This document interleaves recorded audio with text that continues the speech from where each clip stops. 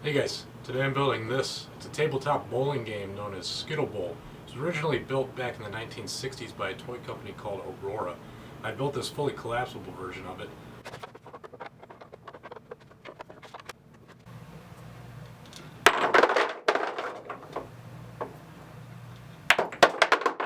I have plans available on my website. You can click here or follow the link in the description. Stick around and I'll show you how it's done.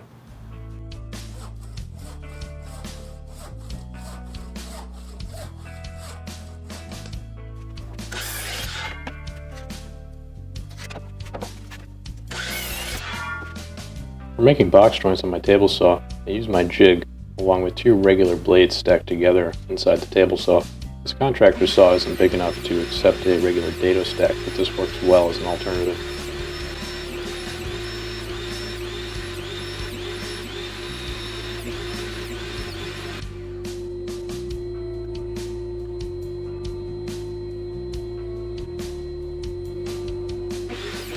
Using this method creates a nice look, but the glue up is pretty tricky. You have to be pretty quick to get things together with all the surface area on the joints.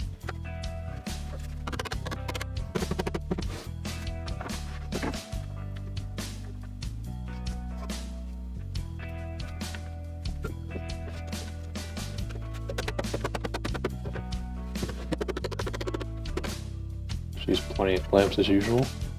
And a little bit of enforcement and it'll come together. I always leave my fingers a little bit long and then sand them down flush afterwards. This creates a nice smooth surface on all the fingers. And any little gaps that you have, you can just fill in with a little wood filler.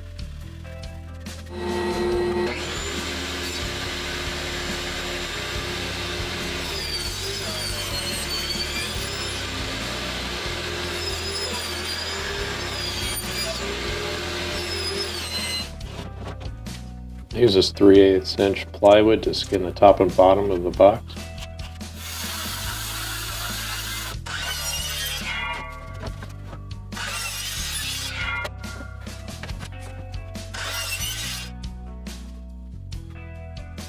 There's plenty of glue and lots of clamps will hold this together.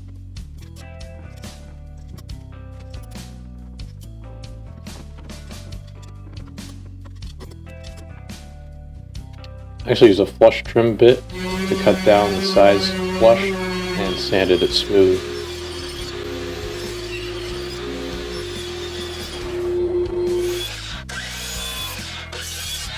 Cutting all the pieces now for the main triangle where the pins will sit. And then I glue them and brad nail them together.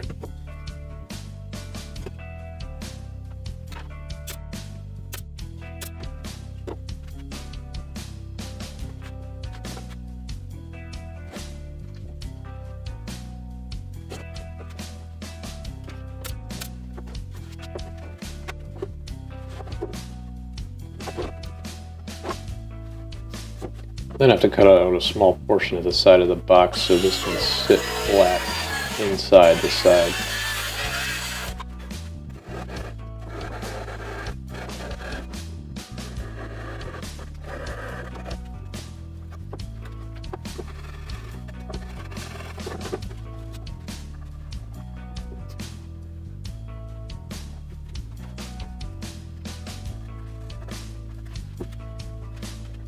Then just glue and clamp it together and it sits nice and flat. Cut out these dados here for the hinge and cut the hinge to length.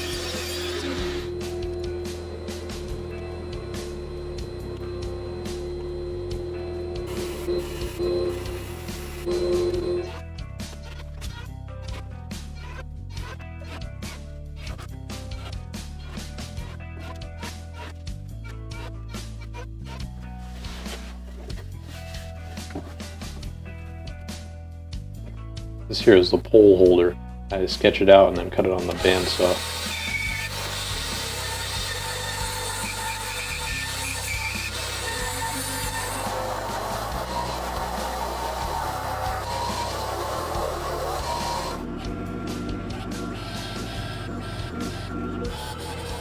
This piece here holds the poles while in storage.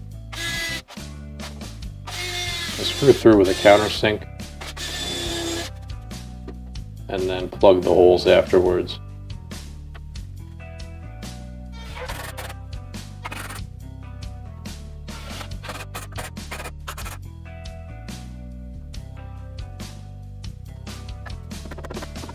Same thing with the pole holder and then the pole storage holder as well. Once it dries, you cut them down and sand them flush.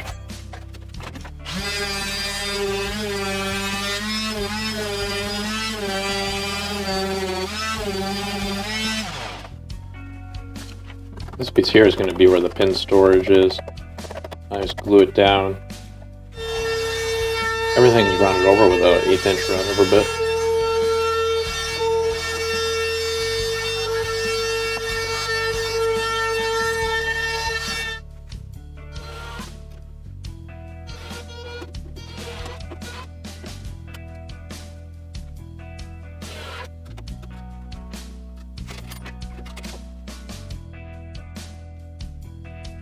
This part here I'm cutting out now is where the handhold is for transporting the game.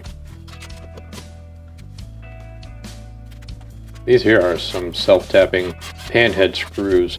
These hold the pins in place during gameplay.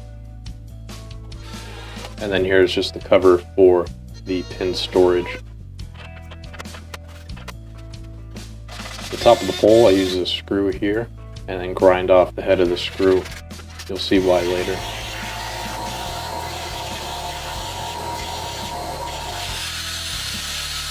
I use Conduit to join two halves of the pole together. Cut it to length and then sand off the burrs, both outside and inside.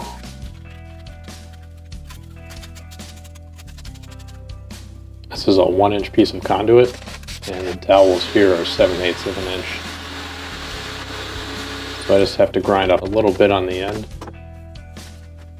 One of them fits really, really tight, and the other one is a little loose, so you can take it apart for storage. And then I shine it up and make it look nice. Here now I'm making the pins. I measure from my template.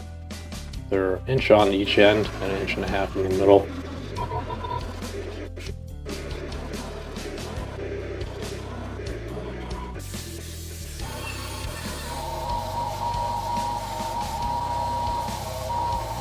Each end of them is bored out for sitting on top of those pan head screws that I put in earlier. Here I'm making the ball. I made a few of them just while I was in the process.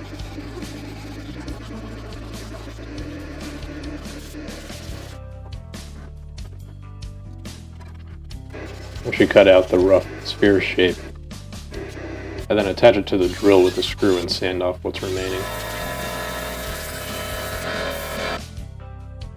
Finished with a clear coat of lacquer, and then I use a paste wax in the hole and along the bottom of the pole to make it easy to insert and remove.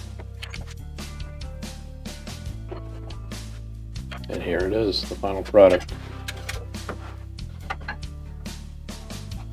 The pole fits together in 2 pieces, and then I use this on the top along with stainless steel ball chain to go down to the ball.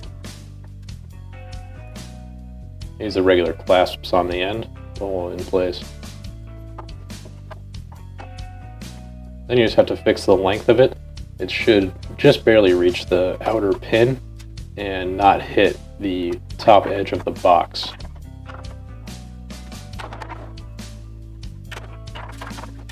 The ball, chain, and all the pins fit in the storage area, and the pole fits in the side, just like that.